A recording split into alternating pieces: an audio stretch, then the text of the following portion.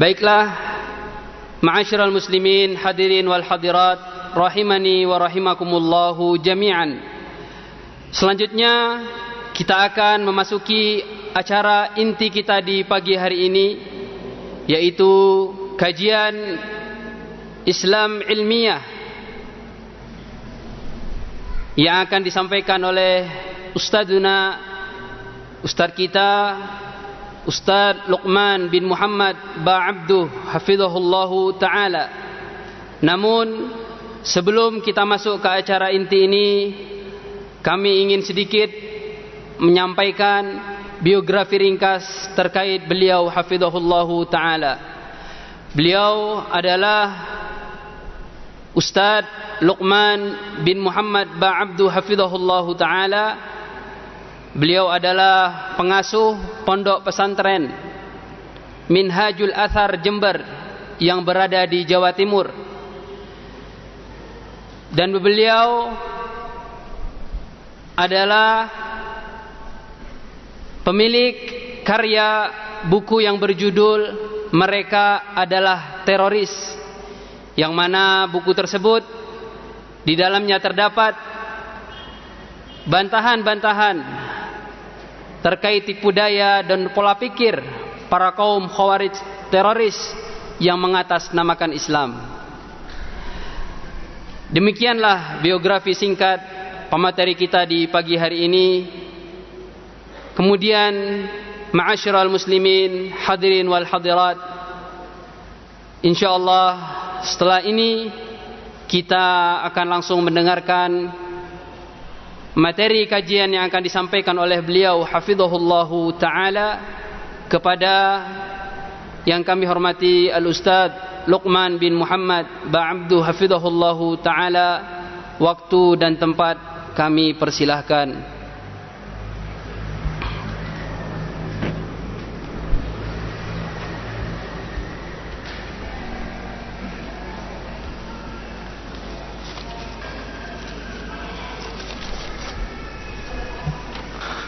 Assalamualaikum warahmatullahi wabarakatuh. Alhamdulillahi rabbil alamin, wassalatan wassalaman ala al-mab'uthi rahmatan lil alamin, nabiyina Muhammad wa ala alihi at-tahirin wa ashabihi al-akramin wa man tabi'ahum bi ihsanin ila yaumiddin. Amma ba'd. Pada pagi hari ini, hari Sabtu, insyaallah kita berada pada tanggal 21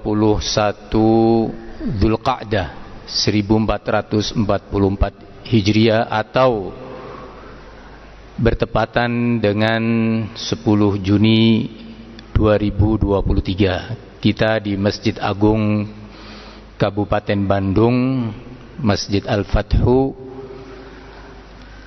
bersama-sama menghadiri sebuah kegiatan yang semoga memiliki nilai ibadah dan amal soleh. Sebuah kegiatan yang di dalamnya kita ingin pertama mengenal sedikit tentang agama kita, Islam. Yang kedua, kegiatan ini dalam rangka berta'awun dan bekerja sama, saling menguatkan antar elemen anak bangsa ini, saling menguatkan juga dengan pemerintahnya untuk mengatasi salah satu problem yang dihadapi oleh bangsa dan negara ini. Para hadirin yang saya muliakan, sebelumnya saya mengucapkan banyak terima kasih kepada semua pihak, Takmir Masjid Al-Fathu Kabupaten Bandung dan pemerintah Kabupaten Bandung serta seluruh jajarannya. Semoga peran dan andil beliau-beliau dalam terwujudnya acara ini dinilai oleh Allah sebagai amal soleh yang akan menambah beratnya timbangan amal soleh beliau-beliau di hari kiamat nanti. Kaum muslimin yang semoga dilindungi Allah tabaraka wa ta'ala, tema kajian kita sebagaimana sudah diumumkan oleh panitia, yaitu mengapa terorisme tiada henti. Judul ini bermula dari sebuah kenyataan yang memang problem yang satu ini tiada henti. Bukan hanya di masa kita, karena problem ini, yaitu problem terorisme, itu bukan baru ada 40, 50 atau 60 tahun yang lalu, bahkan sudah ada hampir 1400 tahun yang lalu.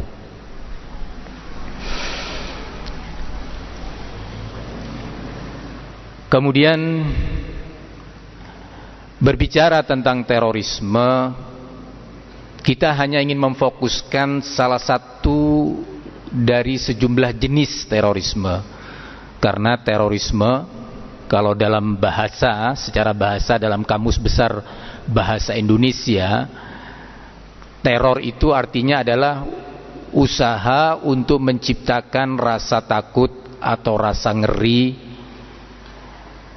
kepada orang lain, baik yang dilakukan oleh individu atau kelompok. Demikian penjelasan kurang lebihnya dalam KBBI. Kemudian berbicara tentang terorisme, sebenarnya paham dan tindakan ini, terorisme dan teror, itu beragam latar belakangnya.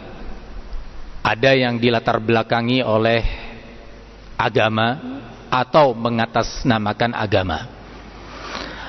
Ada pula terorisme yang dilatar belakangi oleh kepentingan ekonomi individu atau kelompok, sehingga dia siap meneror saudaranya atau temannya atau pihak yang dianggap menghalangi kepentingan ekonominya. Saya kira ini banyak sekali terjadi di berbagai lini kehidupan, mulai dari tingkat ekonomi bawah sampai yang teratas. Teror menteror karena faktor ini. Yang kedua, ada terorisme yang dilatar belakangi oleh kepentingan politik, persaingan politik. Teror menteror secara verbal, ancam mengancam, pukul memukul, sampai bakar membakar. Bahkan mungkin kalau di pihak kepolisian saya pikir punya data yang lebih lengkap, ya, maaf saja sampai tertumpahnya darah gara-gara kepentingan politik. Kemudian beragam latar belakang daripada terorisme itu atau tindak teror. Terkait terorisme yang dilatar belakangi atau yang mengatasnamakan agama, kita juga akan fokus kepada terorisme yang mengatasnamakan agama kita, agama Islam. Karena sebenarnya dalam agama lain juga ada terorisme. Ada teroris, baik dalam internal, ya, agama Yahudi, agama Nasara, agama Buddha, Hindu, semuanya ada. Sejarah menunjukkan itu. Saling mengancam, saling membunuh, saling mengusir dalam internal agama mereka. Begitu juga lintas agama, teror lintas agama. Boleh saja kita sebut misal, ya, pada bulan Maret 2019 terjadi teror tingkat tinggi di Selandia Baru. Bagaimana saudara-saudara kita muslim yang baru usai menyelesaikan sholat Jumat ditembak oleh seorang beragama Kristen dengan menggunakan senjata kaliber tinggi yang tidak bisa dimiliki oleh sipil, ya. 50 lebih saudara kita muslim yang baru selesai sujud dan ruku di rumah Allah terbunuh dan bersimpah darah masjid itu. Kita juga tidak lupa peristiwa yang terjadi di India, seorang biarawati meledakkan sebuah masjid. Biarawati perempuan meledakkan sebuah masjid dan terbunuh, banyak sekali yang terbunuh dari umat Islam. Jadi tingkatnya sudah tingkatan tinggi, bukan kalau di Indonesia kan masih bom panci ya istilahnya, masih ringan-ringan, tapi itu tidak boleh dianggap kecil. Begitu juga teror yang mungkin lebih besar lagi, apa yang menimpa saudara kita di Rohingya. Bukan hanya 1.000 orang, tapi puluhan ribu lain terbunuh dan ratusan ribu lainnya terusir dari negerinya. Ada yang lari ke berbagai negara, ada yang terombang-ambing di laut, meninggalkan kampungnya, meninggalkan sekolahnya, meninggalkan ekonominya. Terorisme besar-besaran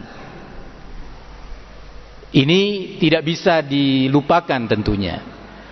Negara kita Indonesia sejak awal merdekanya sudah mengalami terorisme yang berulang kali. Ada yang mengatasnamakan agama Islam, ya. Ada yang tidak atas nama agama, seperti komunisme. Bagaimana komunis dalam sejarah negara kita yang semoga Allah melindunginya, melindungi negeri ini dari segala ancaman yang merongrongnya. Setidaknya 2 kali peristiwa besar, yaitu komunis pada tahun 1948 yang dipimpin oleh Musso, itu memakan korban yang cukup banyak, baik sipil maupun aparat pemerintah. Begitu juga komunis tahun 1965, bagaimana sampai melakukan tingkat kejahatan dan teror yang luar biasa. Bukan hanya masyarakat sipil biasa, bahkan para kiai, para guru agama di berbagai desa, di berbagai daerah dibunuh dengan model pembunuhan yang sangat sadis. Bahkan sampai menyentuh petinggi-petinggi negara kita, para jenderal. Ya, itu sejarah insya Allah tidak akan dilupakan oleh anak bangsa ini. Begitu juga teror-teror yang lainnya. Kaum muslimin yang saya muliakan, tapi majelis kita di pagi hari ini hanya fokus pada satu sisi, yaitu teror dan terorisme yang mengatasnamakan agama kita yang suci, agama Islam. Dan kita sebagai anak-anak muslimin, putra putri muslimin, bertanggung jawab untuk itu semua. Islam sebagai agama yang rahmatan lil alamin, penuh kasih sayang, syariatnya indah dan penuh rahmat. Kaum muslimin yang saya muliakan, ketika Islam yang indah dan rahmatan lil alamin tidak dipelajari dengan baik dan tentu sulit untuk diamalkan dengan benar, maka disitulah akan muncul efek-efek negatif, baik yang melampaui batas ekstrim kanan maupun yang meremehkannya ekstrim kiri. Terorisme tiada henti. Mengapa? Di sini kita akan mencoba mencari jalan keluar dan solusinya. Perlu diketahui bahwa teror dan terorisme serta bermunculannya para teroris itu terjadi di berbagai negara. Hampir nggak ada satu negara pun yang lepas dari ini. Kira-kira apa sebabnya? Coba kita akan mengurainya. Pertama, bahwa terorisme dalam catatan sejarah di berbagai negara itu memang tidak lepas dari adanya upaya negara-negara adikuasa dan adidaya setelah masa imperialisme, di mana sejak lebih atau 70 tahun yang lalu lebih mulai bermunculan negara-negara jajahan yang merdeka. Yang tidak sedikit dari berbagai negara jajahan tersebut adalah negara yang mayoritas penduduknya muslim, seperti kita Indonesia salah satunya. negara-negara adidaya dan adikuasa tersebut ingin mempertahankan imperialismenya. Tentu kondisi politik internasional pada waktu itu tidak memungkinkan mereka bertahan dengan model penjajahan lama. Maka mereka berusaha mempertahankan hegemoni kekuasaan dan dominasi kekuatannya di berbagai negara-negara mantan jajahan. Banyak cara yang mereka tempuh, salah satunya adalah menumbuh suburkan gerakan-gerakan kontra atau anti kedaulatan. Ditumbuh suburnya pola pikir dan pemahaman yang kontra terhadap kedaulatan negara-negara mantan jajahan. Jadi sebenarnya kalau ada yang mengatakan bahwa sebenarnya terorisme yang ada di negeri kita ini sebuah konspirasi aja, bisa dikatakan benar, bisa dikatakan tidak. Tapi yang penting bagi kita jangan terjebak dalam perdebatan itu konspirasi atau tidak. Kita harus melihat bahwa itu nyata, ada. Apakah itu murni dari tubuh umat Islam ataukah ada campur tangan dari pihak asing? Saya kira dua-duanya itu ada. Pertama, konspirasi asing akan sulit untuk menembus masyarakat sebuah negara.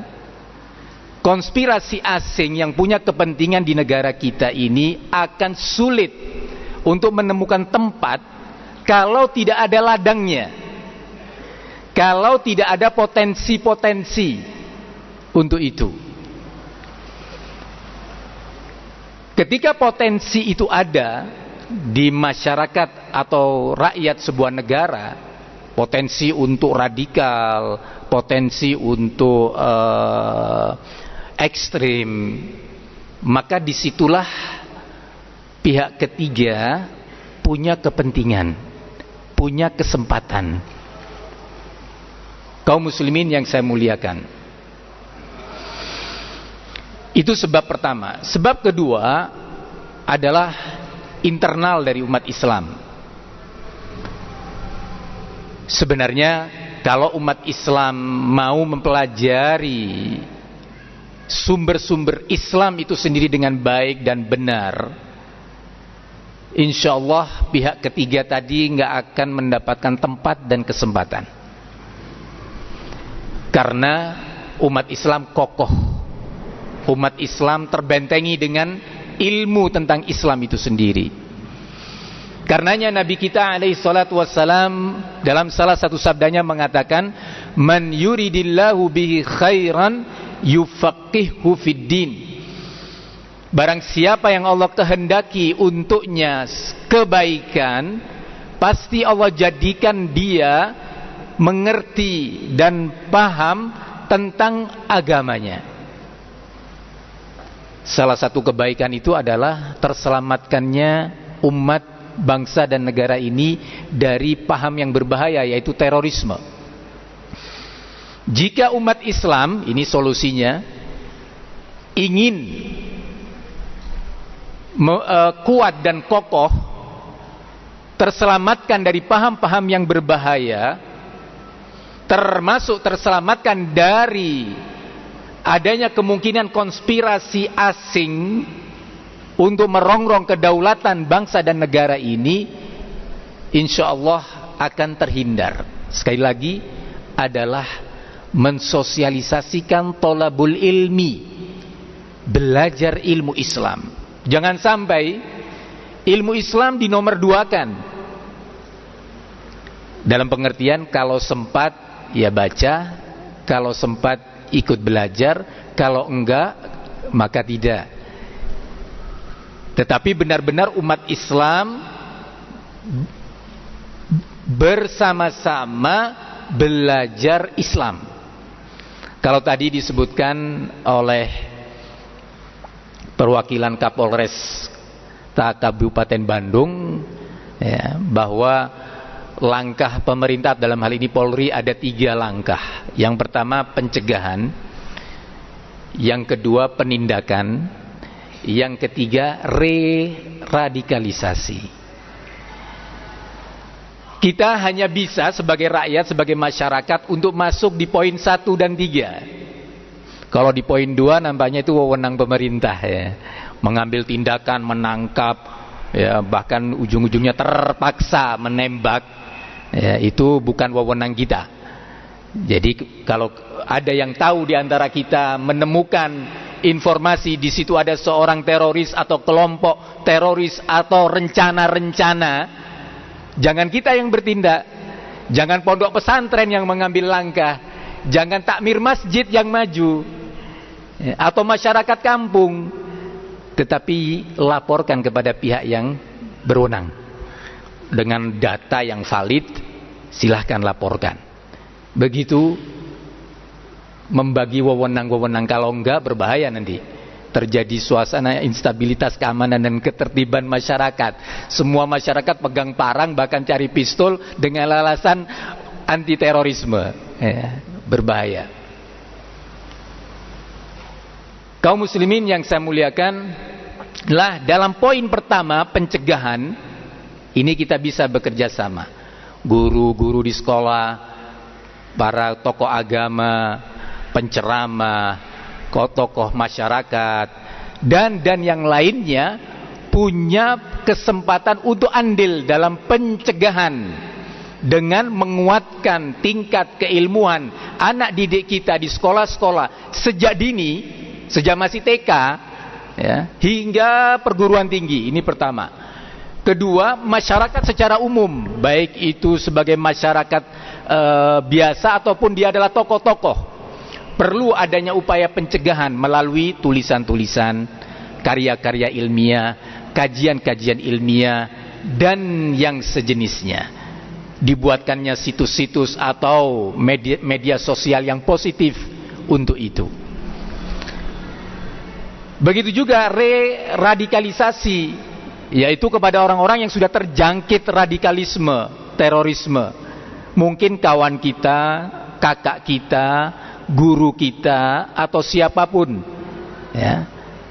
Karena radikalisme ini tidak hanya bisa menjangkiti masyarakat sipil, bahkan aparatur pemerintah, bahkan maaf saja TNI dan Polri pun bisa terjangkiti ya, penyakit radikalisme ini. Sehingga upaya radikalisasi tadi perlu melalui diskusi-diskusi yang hikmah, diskusi ilmiah yang sejuk, jika itu memungkinkan untuk dilakukan.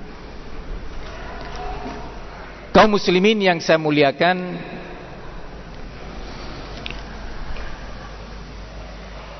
jadi solusi yang pertama apa? Thalabul ilmi, memasyarakatkan dan mensosialisasikan semangat belajar Islam. Jika sudah ada semangat belajar Islam, bagaimana cara belajar Islam? Kenapa ada pertanyaan ini? Karena para teroris itu bukan sembarang orang. Para teroris itu juga orang-orang yang belajar, sebagiannya di pondok-pondok pesantren. Bukan hanya mahasiswa atau masyarakat umum, bahkan pondok-pondok pesantren. Tidak sedikit dari para teroris itu yang penghafal Al-Quran.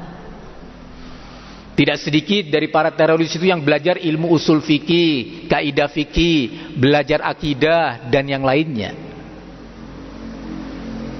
Pertanyaannya, kenapa masih muncul terorisme atau radikalisme? Ini yang penting untuk dijawab. Nanti kita akan mengetahui di tengah-tengah penjelasan kita insyaallah. Kaum muslimin yang semoga dilindungi Allah Subhanahu wa taala.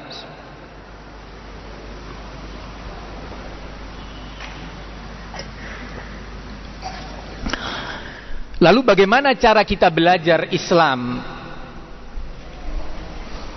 Belajar Islam, pertama kita harus menyadari dan mengimani bahwa Islam ini kan bukan baru datang 100 tahun yang lalu.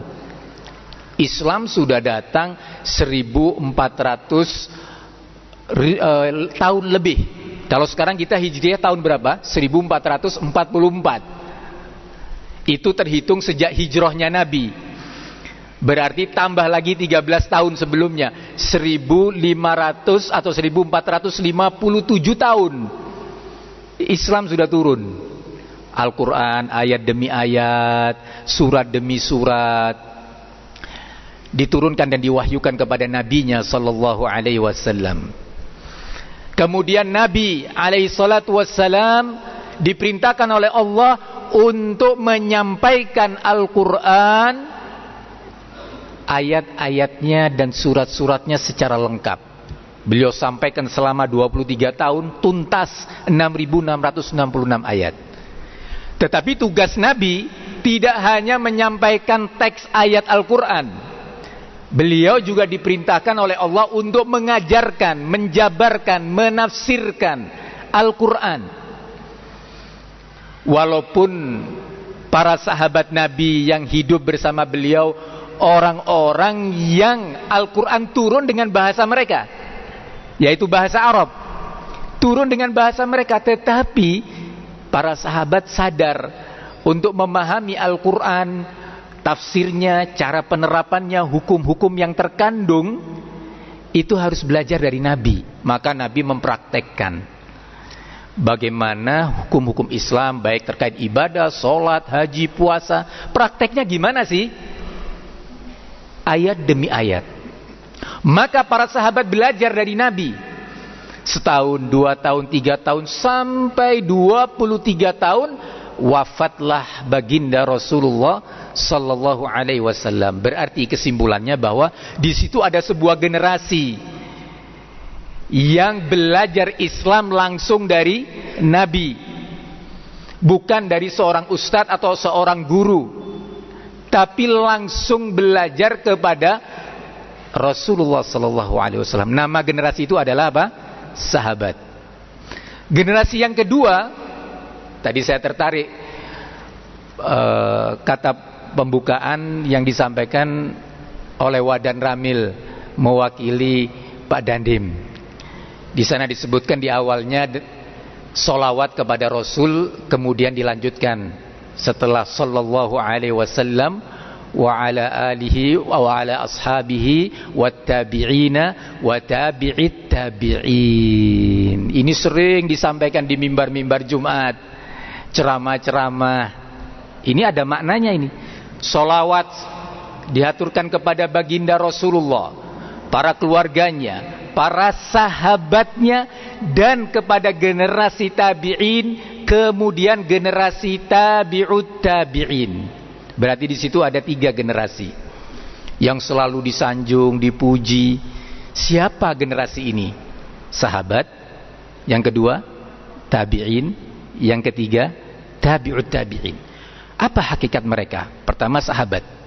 Sahabat Nabi yang berjumlah lebih dari 100.000 orang saat wafatnya beliau, itu belajar Islam, belajar Al-Quran, baik cara membacanya. Ya, para sahabat Nabi itu ya lahir ya memang sudah berbahasa Arab gitu, nggak perlu belajar abata, ya, alif ba alif fathah ba fathah ba, nggak perlu belajar itu. Mereka sudah langsung memang lisannya seperti itu, tapi tetap belajar membacanya dari Nabi. Ini satu, cara membacanya. Yang kedua, mereka belajar dari Nabi tafsir Al-Quran, bagaimana diterapkannya, hubungan satu ayat dengan ayat yang lainnya. Kenapa di surat ini seperti ini teksnya, di surat yang lain dengan topik yang sama teksnya berbeda? Apa ini rahasia di balik itu? Mereka belajar. Nah, para sahabat ini kemudian mengajarkan Islam kepada generasi berikutnya, yaitu namanya apa? Tabi'in, generasi pengikut dan murid-murid sahabat.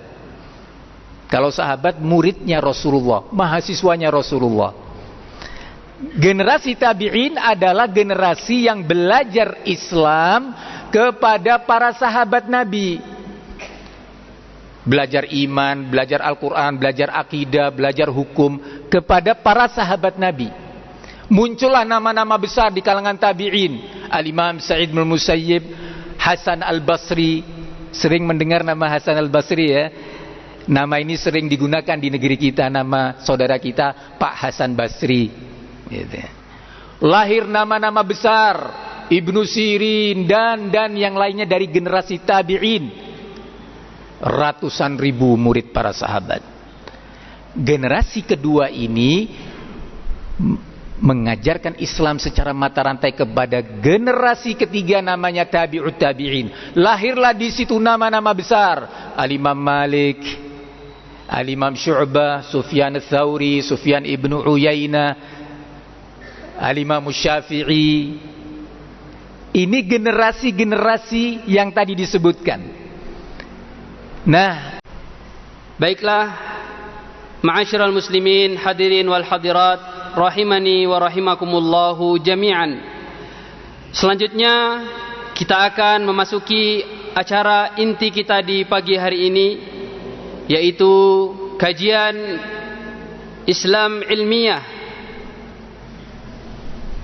yang akan disampaikan oleh Ustadz kita Ustadz Luqman bin Muhammad Ba'abduh hafizahullahu ta'ala. Namun sebelum kita masuk ke acara inti ini, kami ingin sedikit menyampaikan biografi ringkas terkait beliau hafizahullahu ta'ala. Beliau adalah Ustadz Luqman bin Muhammad Ba'abduh hafizahullahu ta'ala. Beliau adalah pengasuh pondok pesantren Minhajul Athar Jember yang berada di Jawa Timur. Dan beliau adalah pemilik karya buku yang berjudul Mereka Adalah Teroris, yang mana buku tersebut di dalamnya terdapat bantahan-bantahan terkait tipu daya dan pola pikir para kaum khawarij teroris yang mengatasnamakan Islam. Demikianlah biografi singkat pemateri kita di pagi hari ini. Kemudian ma'asyiral muslimin, hadirin wal hadirat, insyaallah setelah ini kita akan langsung mendengarkan materi kajian yang akan disampaikan oleh beliau hafizahullahu ta'ala kepada yang kami hormati Al-Ustadz Luqman bin Muhammad Ba'abduh hafizahullahu ta'ala. Waktu dan tempat kami persilahkan.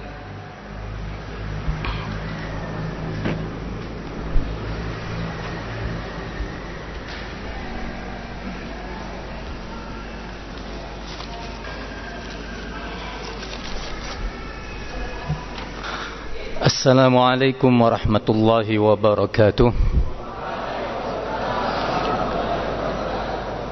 Alhamdulillahi rabbil alamin, wassalatan wassalaman ala al-mab'uthi rahmatan lil alamin, nabiyina Muhammad wa ala alihi at-tahirin wa ashabihi al-akramin wa man tabi'ahum bi ihsanin ila yaumiddin.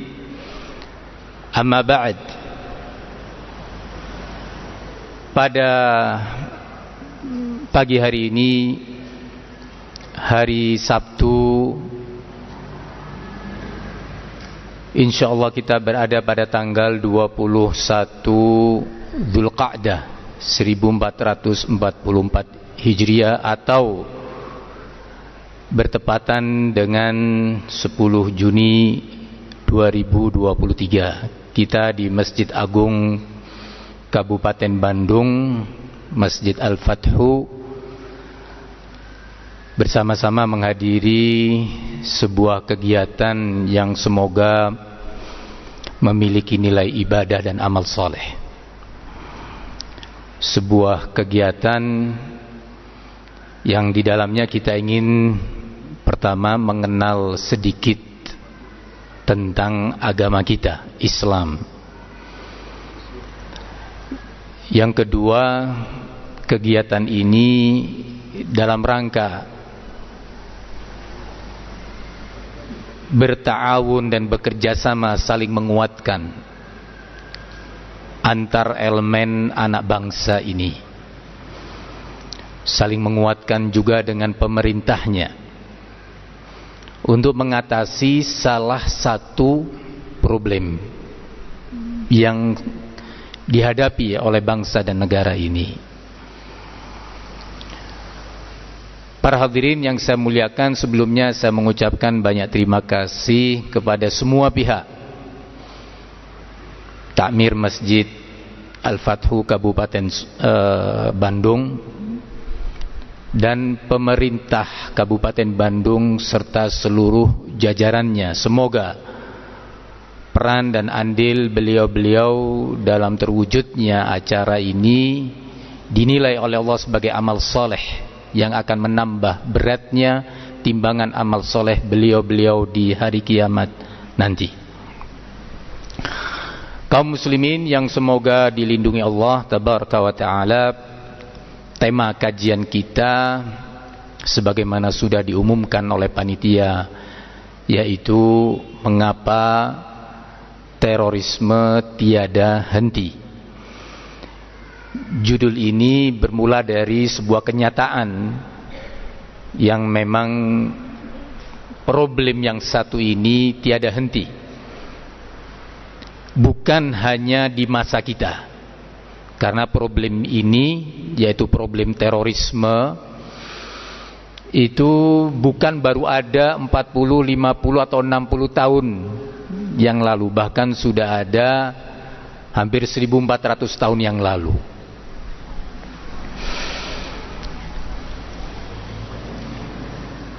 Kemudian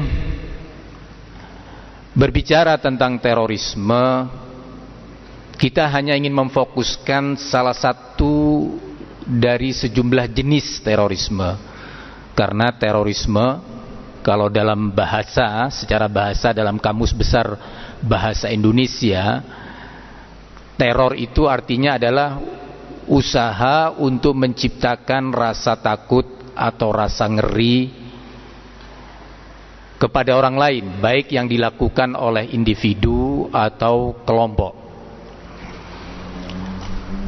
Demikian penjelasan kurang lebihnya dalam KBBI.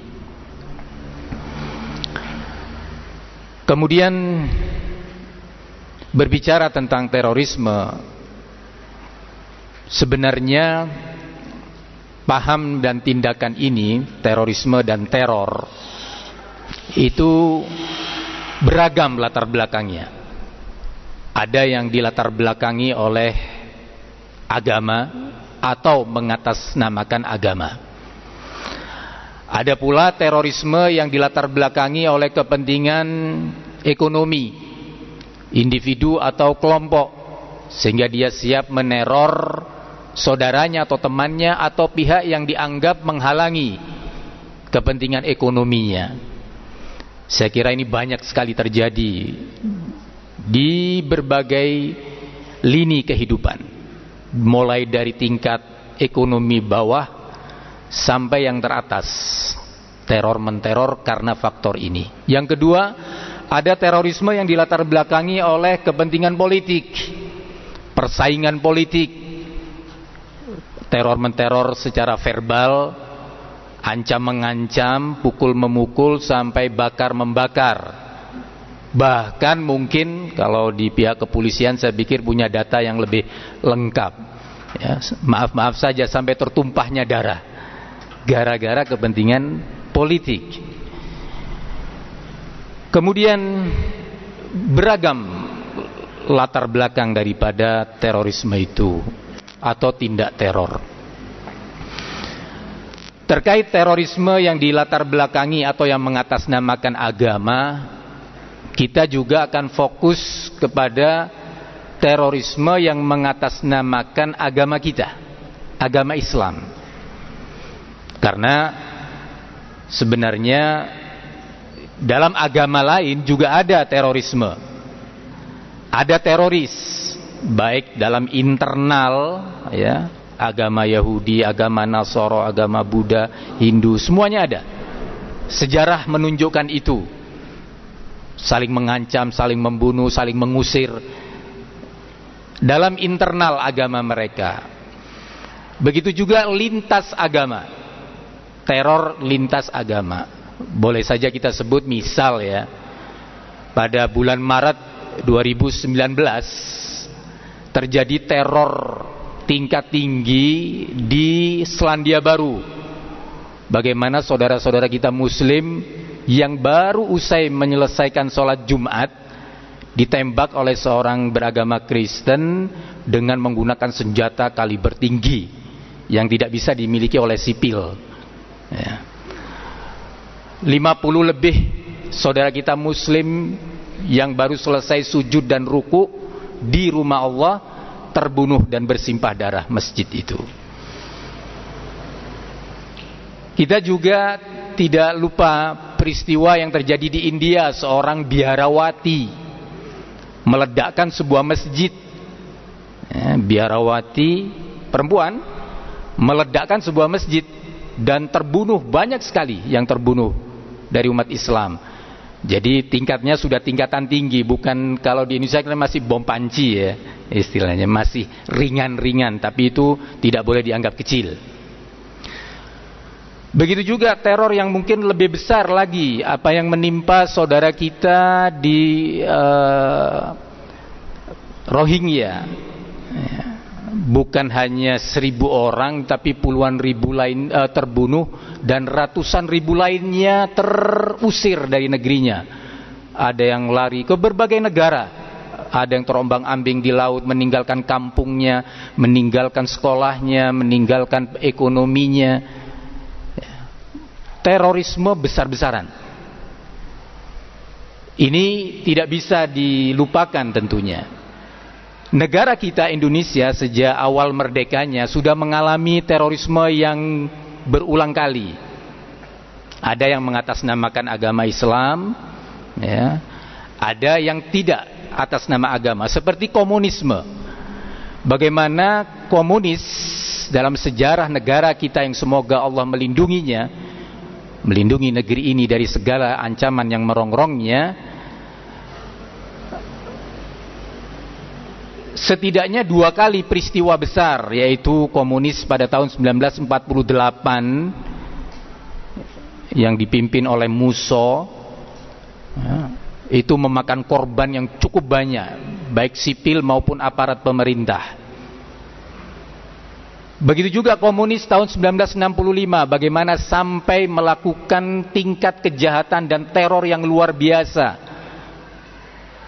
Bukan hanya masyarakat sipil biasa, bahkan para kiai, para guru agama di berbagai desa, di berbagai daerah dibunuh dengan model pembunuhan yang sangat sadis.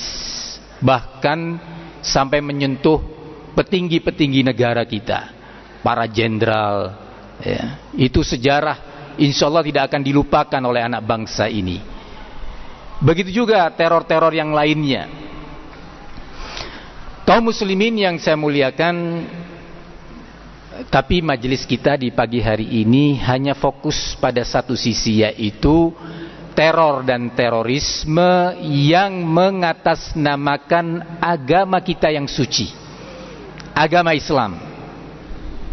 Dan kita sebagai anak-anak muslimin, putra-putri muslimin, bertanggung jawab untuk itu semua. Islam sebagai agama yang rahmatan lil alamin, penuh kasih sayang, syariatnya indah dan penuh rahmat. Kaum muslimin yang saya muliakan, ketika Islam yang indah dan rahmatan lil alamin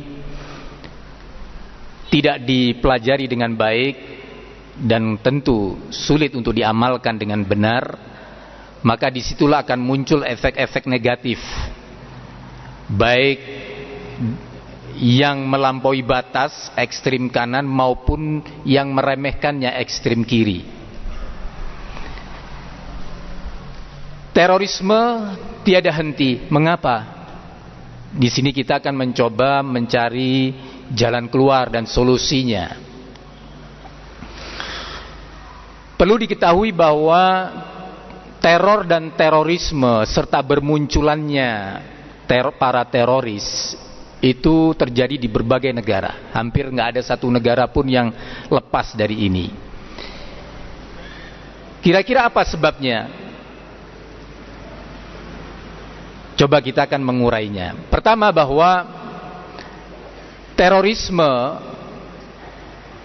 dalam catatan sejarah di berbagai negara itu memang tidak lepas dari adanya upaya negara-negara adikuasa dan adidaya setelah masa imperialisme, di mana sejak lebih atau 70 tahun yang lalu lebih mulai bermunculan negara-negara jajahan yang merdeka.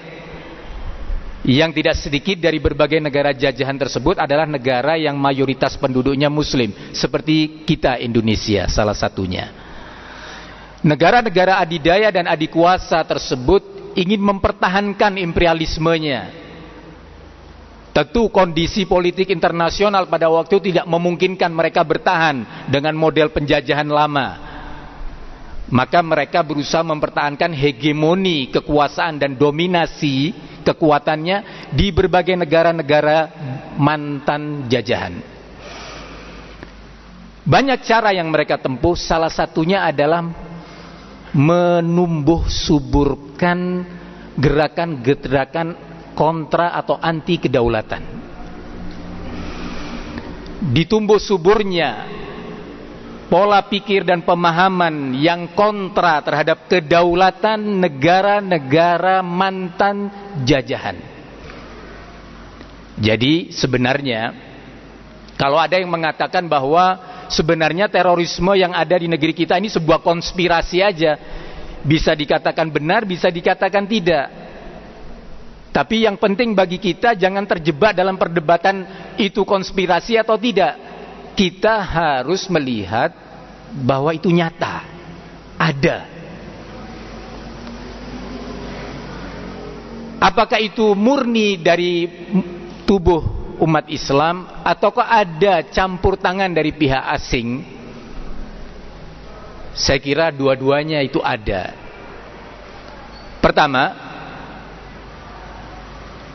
konspirasi asing akan sulit untuk menembus masyarakat sebuah negara.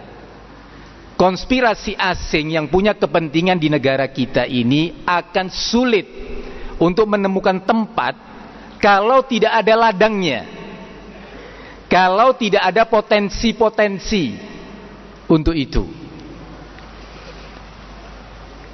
Ketika potensi itu ada di masyarakat atau rakyat sebuah negara, potensi untuk radikal, potensi untuk ekstrim, maka disitulah pihak ketiga punya kepentingan, punya kesempatan. Kaum muslimin yang saya muliakan, itu sebab pertama. Sebab kedua adalah internal dari umat Islam. Sebenarnya kalau umat Islam mau mempelajari sumber-sumber Islam itu sendiri dengan baik dan benar, insya Allah pihak ketiga tadi nggak akan mendapatkan tempat dan kesempatan. Karena umat Islam kokoh, umat Islam terbentengi dengan ilmu tentang Islam itu sendiri. Karenanya Nabi kita alaihi salatu wassalam dalam salah satu sabdanya mengatakan, man yuridillahu bihi khairan yufaqihu fid din. Barang siapa yang Allah kehendaki untuknya kebaikan, pasti Allah jadikan dia mengerti dan paham tentang agamanya. Salah satu kebaikan itu adalah terselamatkannya umat, bangsa dan negara ini dari paham yang berbahaya, yaitu terorisme. Jika umat Islam, ini solusinya, ingin kuat dan kokoh, terselamatkan dari paham-paham yang berbahaya, termasuk terselamatkan dari adanya kemungkinan konspirasi asing untuk merongrong kedaulatan bangsa dan negara ini, insya Allah akan terhindar. Sekali lagi adalah mensosialisasikan tolabul ilmi, belajar ilmu Islam. Jangan sampai ilmu Islam dinomorduakan, dalam pengertian kalau sempat ya baca, kalau sempat ikut belajar, kalau enggak maka tidak. Tetapi benar-benar umat Islam bersama-sama belajar Islam. Kalau tadi disebutkan oleh perwakilan Kapolres Kabupaten Bandung ya, bahwa langkah pemerintah dalam hal ini Polri ada 3 langkah.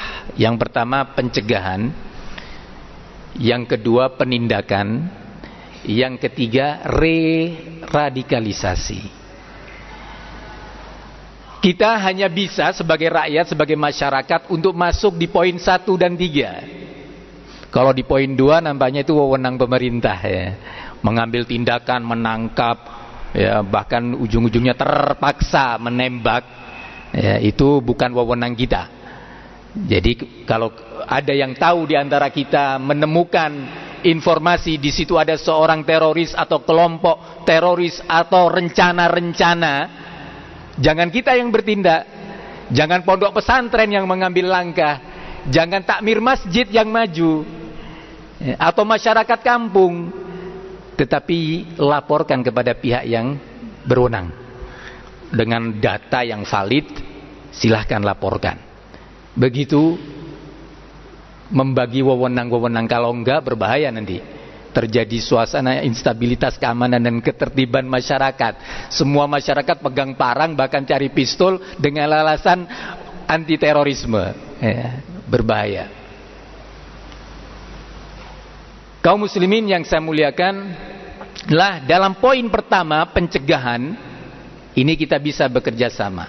Guru-guru di sekolah, para tokoh agama, penceramah, tokoh masyarakat dan yang lainnya punya kesempatan untuk andil dalam pencegahan dengan menguatkan tingkat keilmuan anak didik kita di sekolah-sekolah sejak dini, sejak masih TK ya, hingga perguruan tinggi. Ini pertama. Kedua, masyarakat secara umum, baik itu sebagai masyarakat biasa ataupun dia adalah tokoh-tokoh, perlu adanya upaya pencegahan melalui tulisan-tulisan, karya-karya ilmiah, kajian-kajian ilmiah dan yang sejenisnya. Dibuatkannya situs-situs atau media sosial yang positif untuk itu. Begitu juga re-radikalisasi, yaitu kepada orang-orang yang sudah terjangkit radikalisme, terorisme. Mungkin kawan kita, kakak kita, guru kita, atau siapapun ya.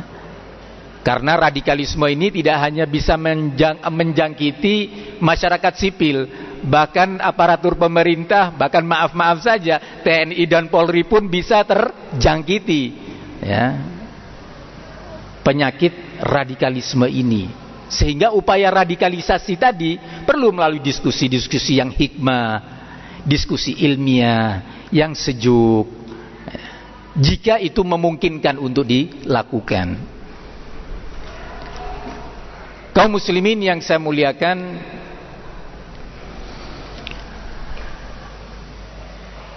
jadi solusi yang pertama apa? Tolabul ilmi, memasyarakatkan dan mensosialisasikan semangat belajar Islam. Jika sudah ada semangat belajar Islam, bagaimana cara belajar Islam? Kenapa ada pertanyaan ini? Karena para teroris itu bukan sembarang orang. Para teroris itu juga orang-orang yang belajar, sebagiannya di pondok-pondok pesantren. Bukan hanya mahasiswa atau masyarakat umum, bahkan pondok-pondok pesantren. Tidak sedikit dari para teroris itu yang penghafal Al-Quran. Tidak sedikit dari para teroris itu yang belajar ilmu usul fikih, kaidah fikih, belajar akidah dan yang lainnya.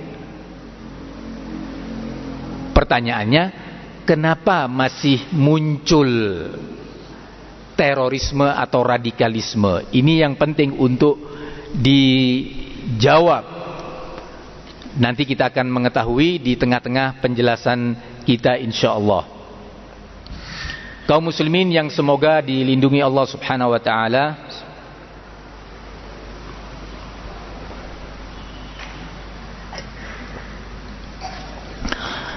Lalu bagaimana cara kita belajar Islam? Belajar Islam, pertama kita harus menyadari dan mengimani bahwa Islam ini kan bukan baru datang 100 tahun yang lalu. Islam sudah datang 1400 tahun lebih. Kalau sekarang kita hijriah tahun berapa? 1444. Itu terhitung sejak hijrahnya Nabi. Berarti tambah lagi 13 tahun sebelumnya, 1500 atau 1457 tahun Islam sudah turun. Al-Quran ayat demi ayat, surat demi surat diturunkan dan diwahyukan kepada nabinya sallallahu alaihi wasallam. Kemudian Nabi alaihi salatu wassalam diperintahkan oleh Allah untuk menyampaikan Al-Quran, ayat-ayatnya dan surat-suratnya secara lengkap. Beliau sampaikan selama 23 tahun tuntas 6.666 ayat. Tetapi tugas Nabi tidak hanya menyampaikan teks ayat Al-Quran. Beliau juga diperintahkan oleh Allah untuk mengajarkan, menjabarkan, menafsirkan Al-Quran. Walaupun para sahabat Nabi yang hidup bersama beliau orang-orang yang Al-Quran turun dengan bahasa mereka, yaitu bahasa Arab, turun dengan bahasa mereka. Tetapi para sahabat sadar untuk memahami Al-Quran, tafsirnya, cara penerapannya, hukum-hukum yang terkandung, itu harus belajar dari Nabi. Maka Nabi mempraktekkan bagaimana hukum-hukum Islam, baik terkait ibadah, sholat, haji, puasa. Prakteknya gimana sih? Ayat demi ayat. Maka para sahabat belajar dari Nabi. Setahun, 2 tahun, 3 tahun, sampai 23 tahun wafatlah baginda Rasulullah sallallahu alaihi wasallam. Berarti kesimpulannya bahwa di situ ada sebuah generasi yang belajar Islam langsung dari Nabi, bukan dari seorang ustadz atau seorang guru, tapi langsung belajar kepada Rasulullah sallallahu alaihi wasallam. Nama generasi itu adalah apa? Sahabat. Generasi yang kedua, tadi saya tertarik kata pembukaan yang disampaikan oleh Wadan Ramil mewakili Pak Dandim. Di sana disebutkan di awalnya solawat kepada Rasul, kemudian dilanjutkan setelah sallallahu alaihi wasallam wa ala alihi wa ala ashabihi wat tabi'ina wa tabi'it tabi'in. Ini sering disampaikan di mimbar-mimbar Jumat, ceramah-ceramah. Ini ada maknanya ini. Solawat diaturkan kepada baginda Rasulullah, para keluarganya, para sahabatnya, dan kepada generasi tabi'in, kemudian generasi tabi'ut tabi'in. Berarti di situ ada 3 generasi yang selalu disanjung, dipuji. Siapa generasi ini? Sahabat. Yang kedua, tabi'in. Yang ketiga, tabi'ut tabi'in. Apa hakikat mereka? Pertama, sahabat.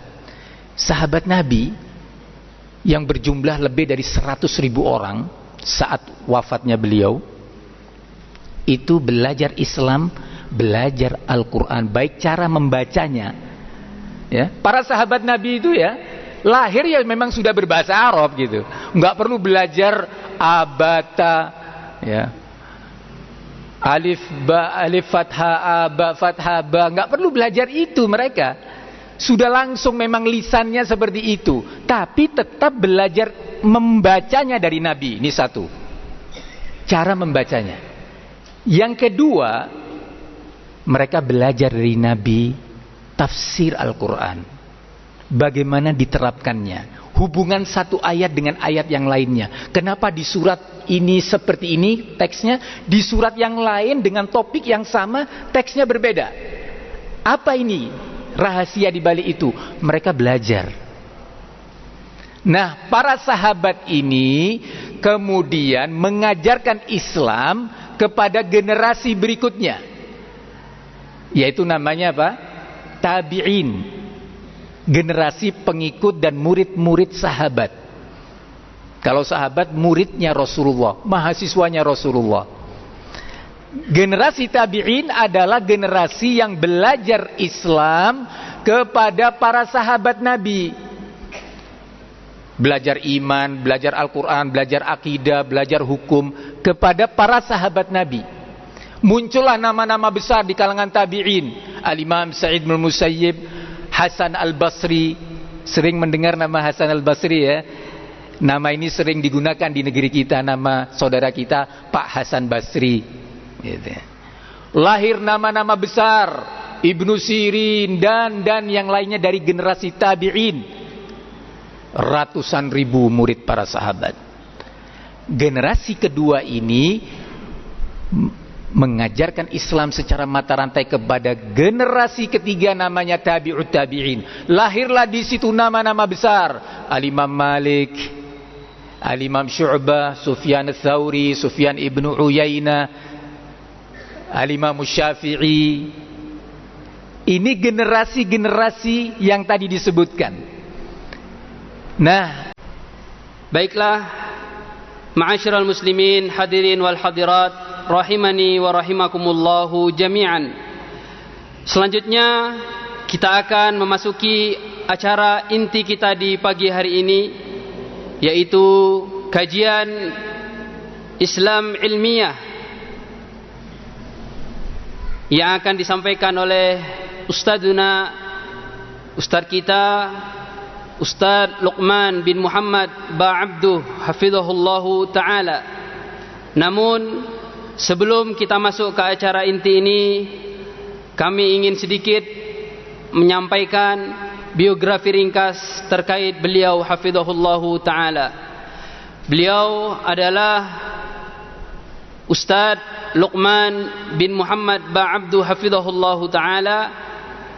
Beliau adalah pengasuh pondok pesantren Minhajul Athar Jember yang berada di Jawa Timur. Dan beliau adalah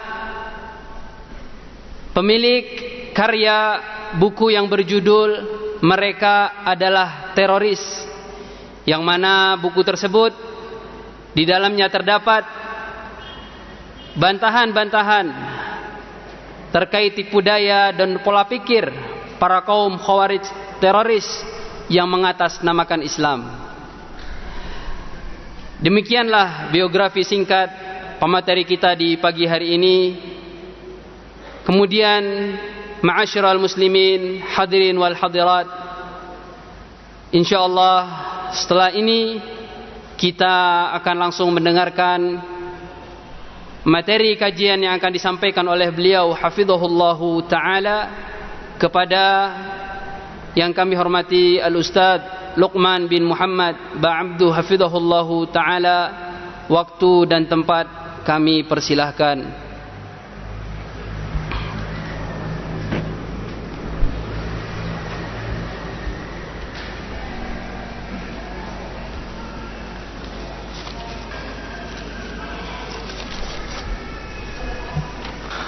Assalamualaikum warahmatullahi wabarakatuh. Alhamdulillahi rabbil alamin, wassalatan wassalaman ala al-mab'uthi rahmatan lil alamin, nabiyina Muhammad wa ala alihi at-tahirin wa ashabihi al-akramin wa man tabi'ahum bi ihsanin ila yaumiddin. Amma ba'd. Pada pagi hari ini, hari Sabtu, insyaallah kita berada pada tanggal 21 Dzulqa'dah 1444 Hijriah atau bertepatan dengan 10 Juni 2023. Kita di Masjid Agung Kabupaten Bandung, Masjid Al-Fathu, bersama-sama menghadiri sebuah kegiatan yang semoga memiliki nilai ibadah dan amal soleh. Sebuah kegiatan yang di dalamnya kita ingin pertama mengenal sedikit tentang agama kita, Islam. Yang kedua, kegiatan ini dalam rangka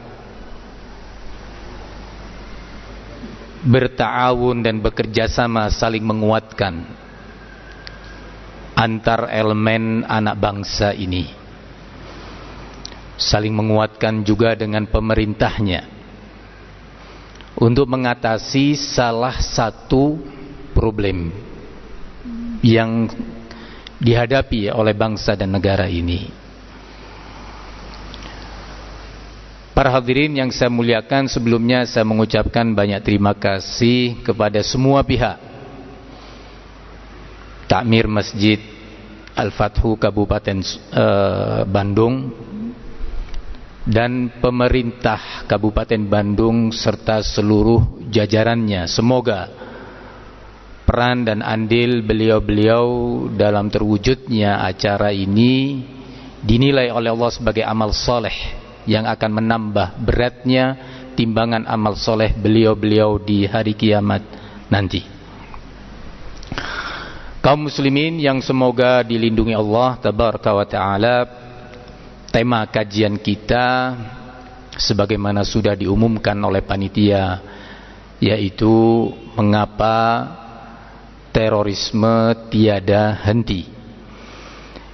Judul ini bermula dari sebuah kenyataan yang memang problem yang satu ini tiada henti, bukan hanya di masa kita. Karena problem ini, yaitu problem terorisme, itu bukan baru ada 40, 50 atau 60 tahun yang lalu, bahkan sudah ada hampir 1400 tahun yang lalu.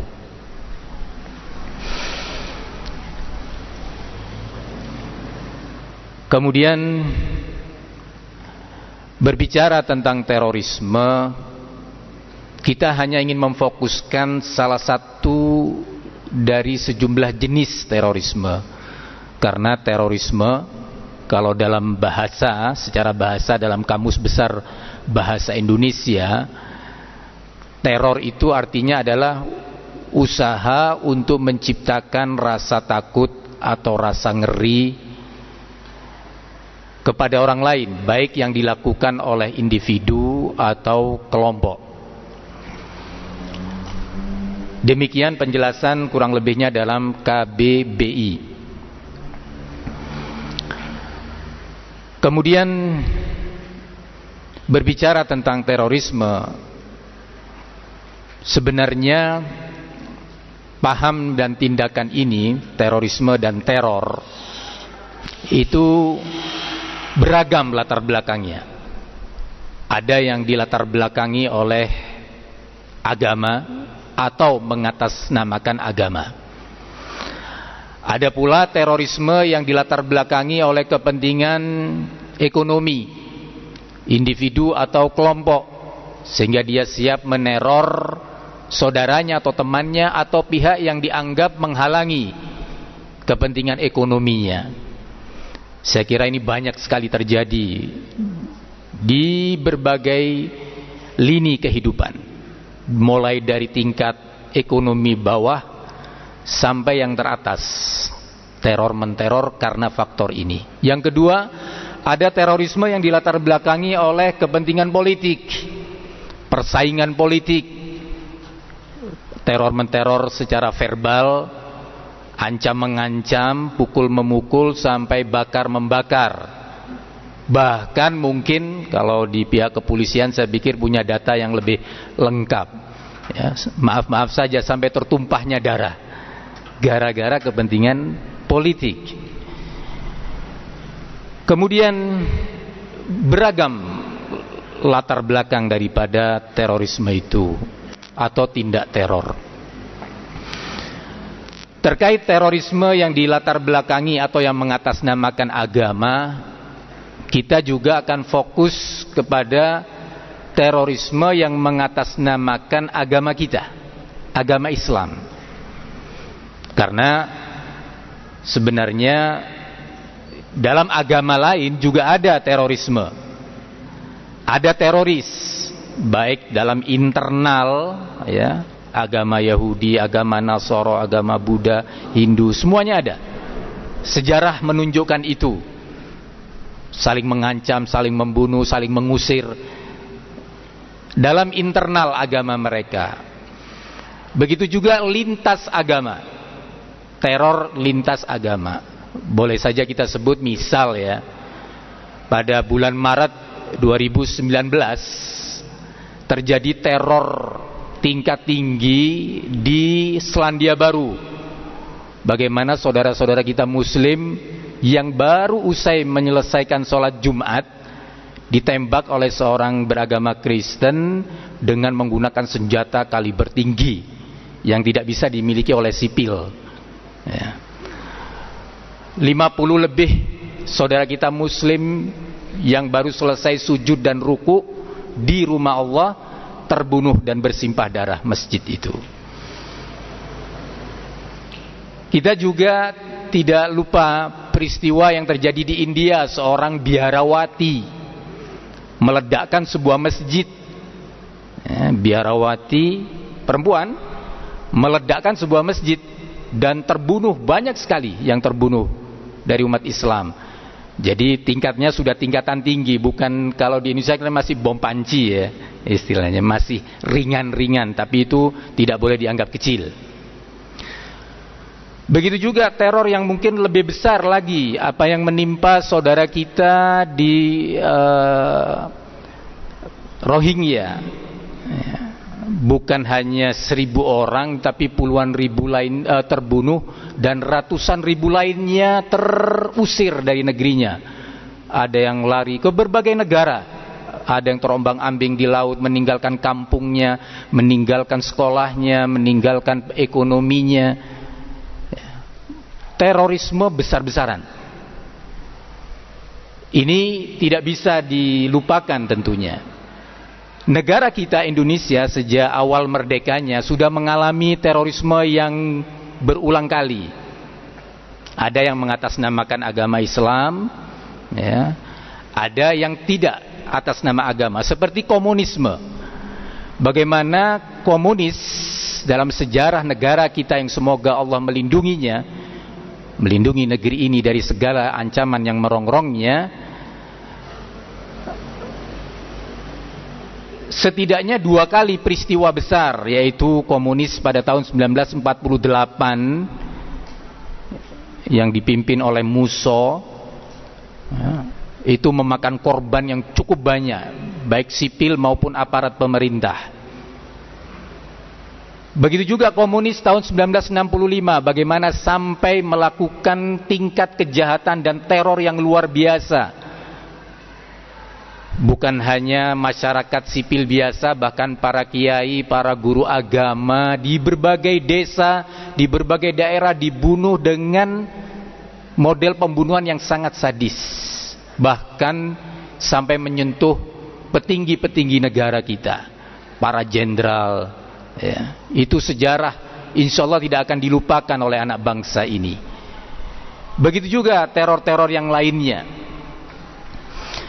Kaum muslimin yang saya muliakan, tapi majelis kita di pagi hari ini hanya fokus pada satu sisi, yaitu teror dan terorisme yang mengatasnamakan agama kita yang suci, agama Islam. Dan kita sebagai anak-anak muslimin, putra putri muslimin, bertanggung jawab untuk itu semua. Islam sebagai agama yang rahmatan lil alamin, penuh kasih sayang, syariatnya indah dan penuh rahmat. Kaum muslimin yang saya muliakan, ketika Islam yang indah dan rahmatan lil alamin tidak dipelajari dengan baik dan tentu sulit untuk diamalkan dengan benar, maka disitulah akan muncul efek-efek negatif, baik yang melampaui batas ekstrim kanan maupun yang meremehkannya ekstrim kiri. Terorisme tiada henti. Mengapa? Di sini kita akan mencoba mencari jalan keluar dan solusinya. Perlu diketahui bahwa teror dan terorisme serta bermunculannya para teroris itu terjadi di berbagai negara. Hampir nggak ada satu negara pun yang lepas dari ini. Kira-kira apa sebabnya? Coba kita akan mengurainya. Pertama, bahwa terorisme dalam catatan sejarah di berbagai negara itu memang tidak lepas dari adanya upaya negara-negara adikuasa dan adidaya setelah masa imperialisme, di mana sejak lebih atau 70 tahun yang lalu lebih mulai bermunculan negara-negara jajahan yang merdeka. Yang tidak sedikit dari berbagai negara jajahan tersebut adalah negara yang mayoritas penduduknya muslim, seperti kita Indonesia salah satunya. Negara-negara adidaya dan adikuasa tersebut ingin mempertahankan imperialismenya. Tentu kondisi politik internasional pada waktu itu tidak memungkinkan mereka bertahan dengan model penjajahan lama. Maka mereka berusaha mempertahankan hegemoni kekuasaan dan dominasi kekuatannya di berbagai negara-negara mantan jajahan. Banyak cara yang mereka tempuh, salah satunya adalah menumbuh suburkan gerakan-gerakan kontra atau anti kedaulatan. Ditumbuh suburnya pola pikir dan pemahaman yang kontra terhadap kedaulatan negara-negara mantan jajahan. Jadi sebenarnya kalau ada yang mengatakan bahwa sebenarnya terorisme yang ada di negeri kita ini sebuah konspirasi aja, bisa dikatakan benar, bisa dikatakan tidak. Tapi yang penting bagi kita jangan terjebak dalam perdebatan itu konspirasi atau tidak. Kita harus melihat bahwa itu nyata, ada. Apakah itu murni dari tubuh umat Islam ataukah ada campur tangan dari pihak asing? Saya kira dua-duanya itu ada. Pertama, konspirasi asing akan sulit untuk menembus masyarakat sebuah negara. Konspirasi asing yang punya kepentingan di negara kita ini akan sulit untuk menemukan tempat kalau tidak ada ladangnya, kalau tidak ada potensi-potensi untuk itu. Ketika potensi itu ada di masyarakat atau rakyat sebuah negara, potensi untuk radikal, potensi untuk ekstrim, maka disitulah pihak ketiga punya kepentingan, punya kesempatan. Kaum muslimin yang saya muliakan, itu sebab pertama. Sebab kedua adalah internal dari umat Islam.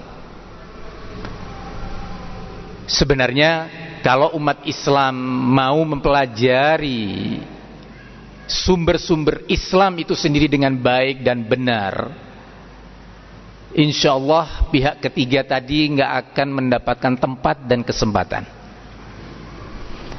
Karena umat Islam kokoh, umat Islam terbentengi dengan ilmu tentang Islam itu sendiri. Karenanya Nabi kita alaihi salatu wassalam dalam salah satu sabdanya mengatakan, man yuridillahu bihi khairan yufaqihu fid din. Barang siapa yang Allah kehendaki untuknya kebaikan, pasti Allah jadikan dia mengerti dan paham tentang agamanya. Salah satu kebaikan itu adalah terselamatkannya umat, bangsa dan negara ini dari paham yang berbahaya, yaitu terorisme. Jika umat Islam, ini solusinya, ingin kuat dan kokoh, terselamatkan dari paham-paham yang berbahaya, termasuk terselamatkan dari adanya kemungkinan konspirasi asing untuk merongrong kedaulatan bangsa dan negara ini, insya Allah akan terhindar. Sekali lagi adalah mensosialisasikan tolabul ilmi, belajar ilmu Islam. Jangan sampai ilmu Islam dinomorduakan, dalam pengertian kalau sempat ya baca, kalau sempat ikut belajar, kalau enggak maka tidak. Tetapi benar-benar umat Islam bersama-sama belajar Islam.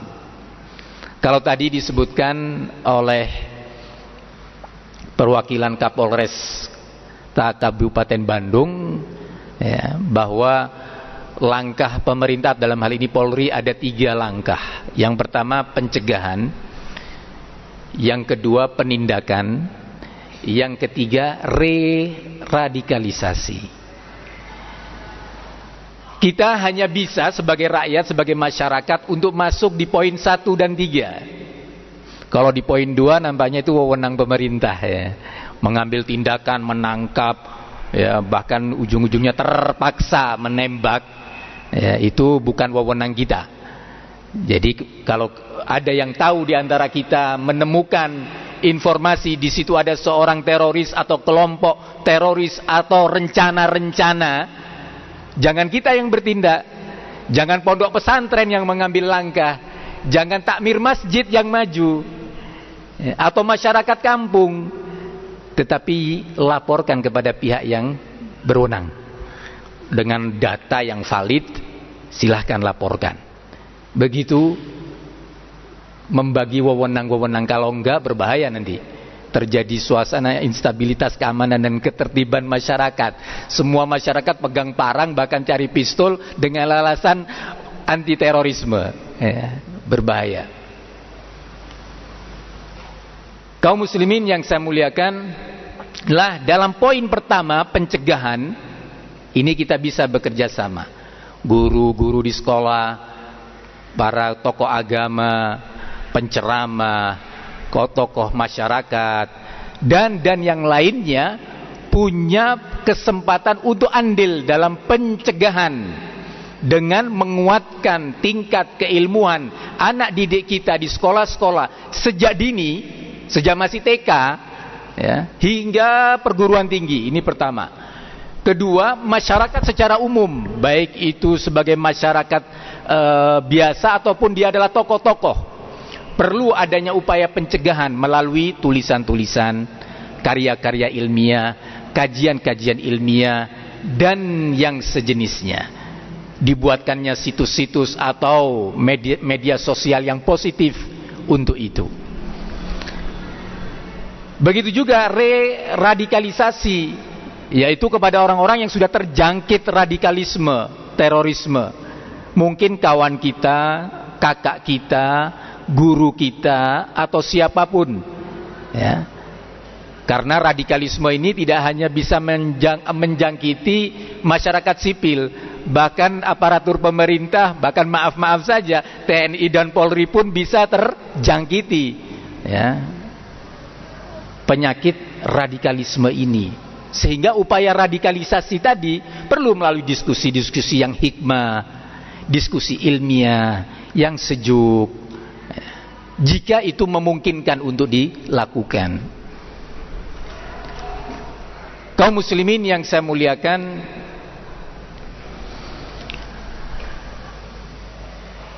jadi solusi yang pertama apa?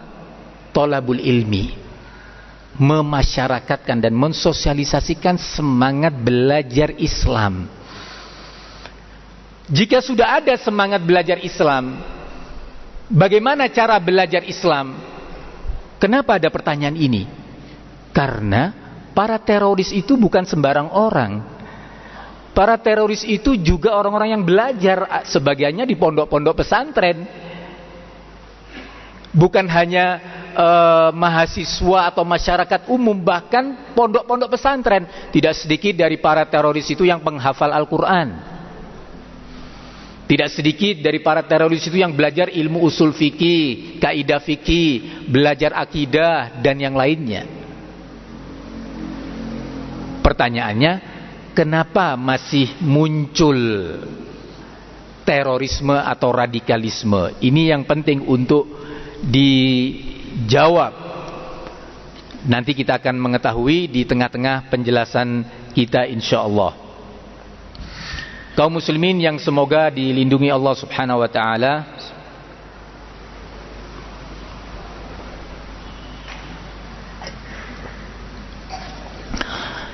lalu bagaimana cara kita belajar Islam? Belajar Islam, pertama kita harus menyadari dan mengimani bahwa Islam ini kan bukan baru datang 100 tahun yang lalu. Islam sudah datang 1400 tahun lebih. Kalau sekarang kita hijriah tahun berapa? 1444. Itu terhitung sejak hijrahnya Nabi. Berarti tambah lagi 13 tahun sebelumnya, 1500 atau 1457 tahun Islam sudah turun. Al-Quran ayat demi ayat, surat demi surat diturunkan dan diwahyukan kepada nabinya sallallahu alaihi wasallam. Kemudian Nabi alaihi salatu wasallam diperintahkan oleh Allah untuk menyampaikan Al-Quran, ayat-ayatnya dan surat-suratnya secara lengkap. Beliau sampaikan selama 23 tahun tuntas 6.666 ayat. Tetapi tugas Nabi tidak hanya menyampaikan teks ayat Al-Quran. Beliau juga diperintahkan oleh Allah untuk mengajarkan, menjabarkan, menafsirkan Al-Quran.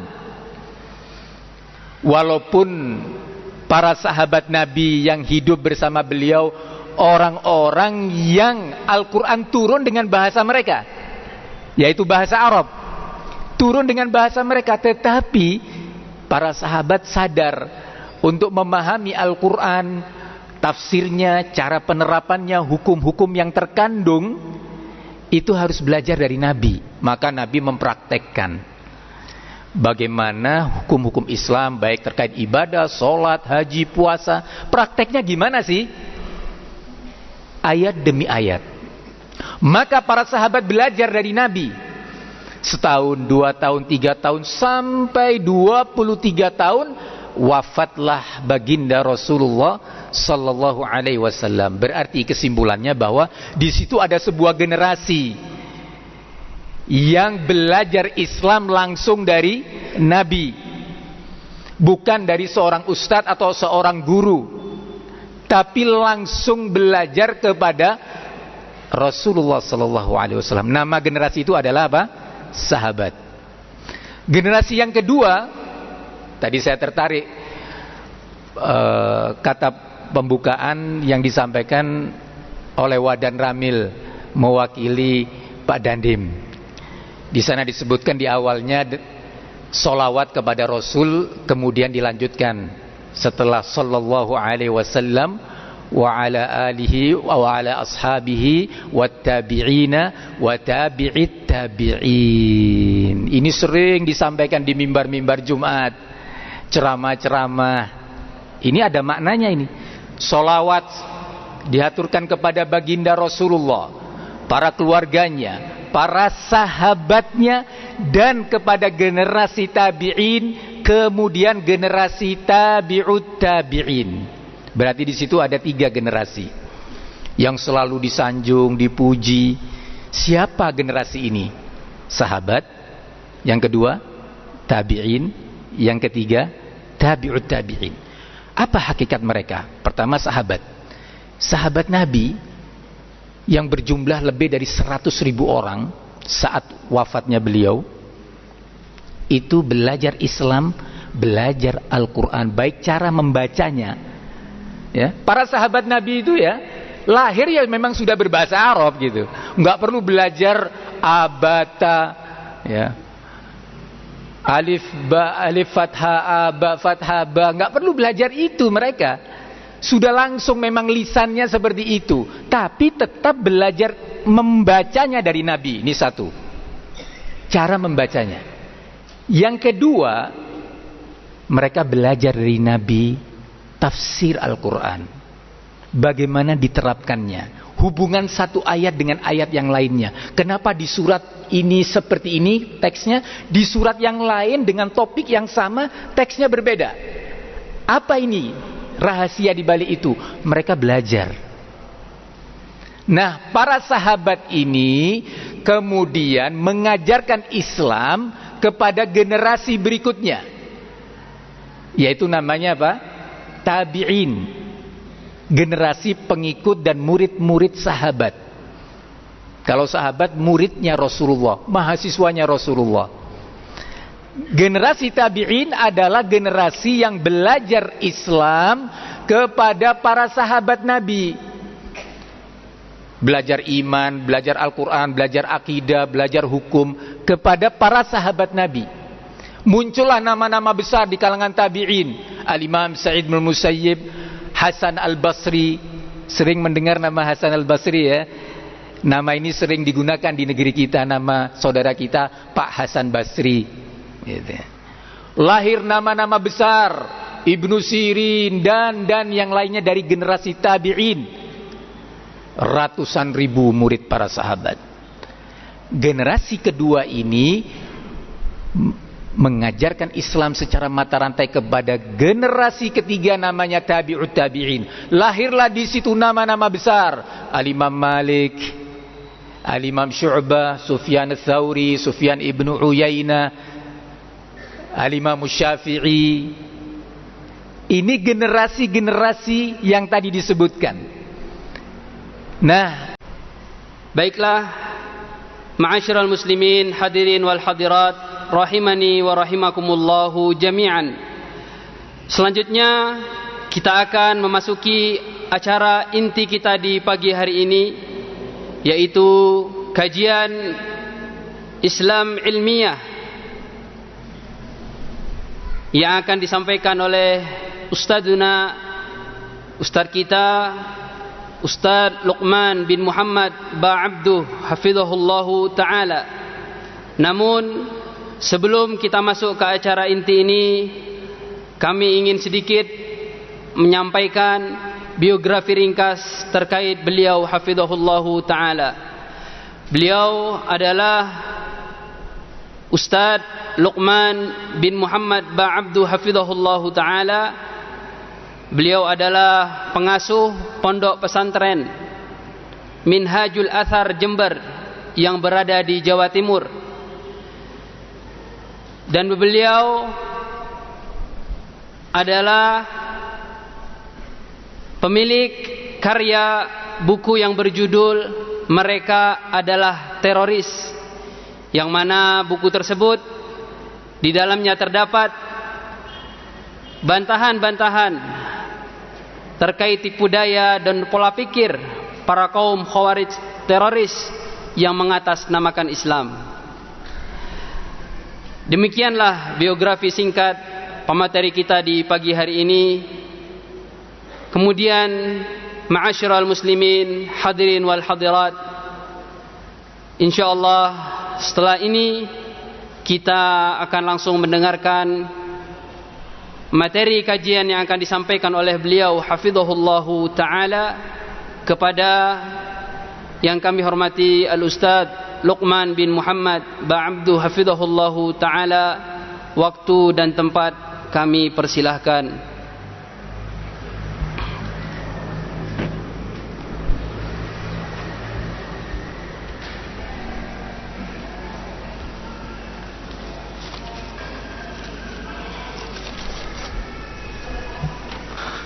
Assalamualaikum warahmatullahi wabarakatuh. Alhamdulillahi rabbil alamin, wassalatan wassalaman ala al-mab'uthi rahmatan lil alamin, nabiyina Muhammad wa ala alihi at-tahirin wa ashabihi al-akramin wa man tabi'ahum bi ihsanin ila yaumiddin. Amma ba'd. Pada pagi hari ini, hari Sabtu,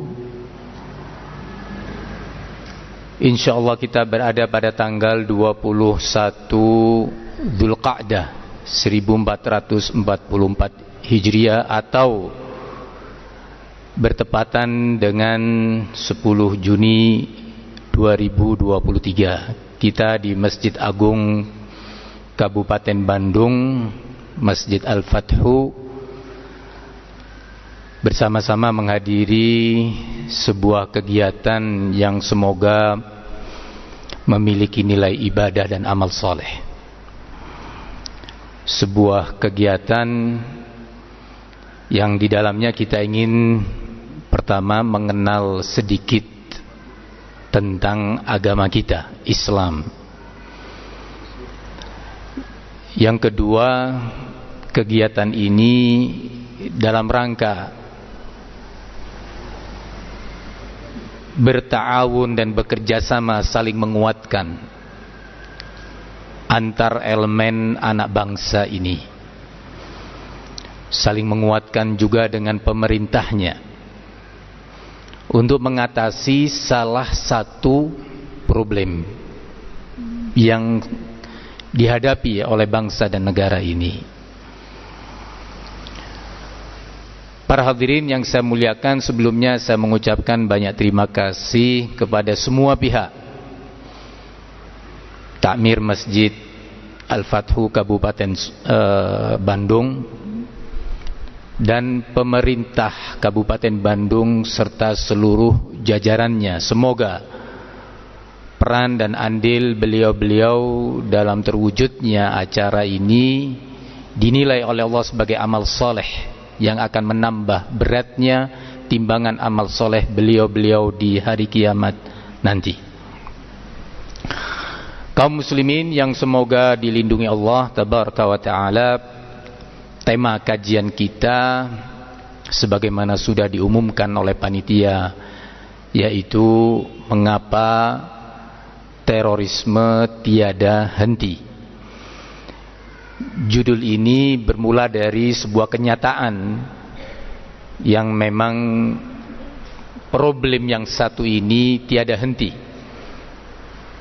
Bukan hanya di masa kita, karena problem ini, yaitu problem terorisme, itu bukan baru ada 40, 50 atau 60 tahun yang lalu, bahkan sudah ada hampir 1400 tahun yang lalu.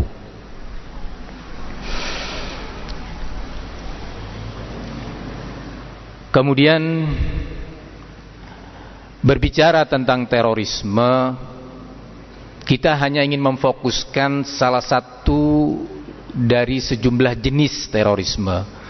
Karena terorisme, kalau dalam bahasa, secara bahasa dalam kamus besar bahasa Indonesia, teror itu artinya adalah usaha untuk menciptakan rasa takut atau rasa ngeri kepada orang lain, baik yang dilakukan oleh individu atau kelompok. Demikian penjelasan kurang lebihnya dalam KBBI. Kemudian berbicara tentang terorisme, sebenarnya paham dan tindakan ini, terorisme dan teror, itu beragam latar belakangnya. Ada yang dilatar belakangi oleh agama atau mengatasnamakan agama. Ada pula terorisme yang dilatar belakangi oleh kepentingan ekonomi individu atau kelompok, sehingga dia siap meneror saudaranya atau temannya atau pihak yang dianggap menghalangi kepentingan ekonominya. Saya kira ini banyak sekali terjadi di berbagai lini kehidupan, mulai dari tingkat ekonomi bawah sampai yang teratas. Teror menteror karena faktor ini. Yang kedua, ada terorisme yang dilatar belakangi oleh kepentingan politik, persaingan politik. Teror menteror secara verbal, ancam mengancam, pukul memukul sampai bakar membakar. Bahkan mungkin kalau di pihak kepolisian saya pikir punya data yang lebih lengkap, ya, maaf saja sampai tertumpahnya darah gara-gara kepentingan politik. Kemudian beragam latar belakang daripada terorisme itu atau tindak teror. Terkait terorisme yang dilatar belakangi atau yang mengatasnamakan agama, kita juga akan fokus kepada terorisme yang mengatasnamakan agama kita, agama Islam. Karena sebenarnya dalam agama lain juga ada terorisme. Ada teroris, baik dalam internal, ya, agama Yahudi, agama Nasoro, agama Buddha, Hindu, semuanya ada. Sejarah menunjukkan itu. Saling mengancam, saling membunuh, saling mengusir dalam internal agama mereka. Begitu juga lintas agama, teror lintas agama. Boleh saja kita sebut misal, ya, pada bulan Maret 2019 terjadi teror tingkat tinggi di Selandia Baru.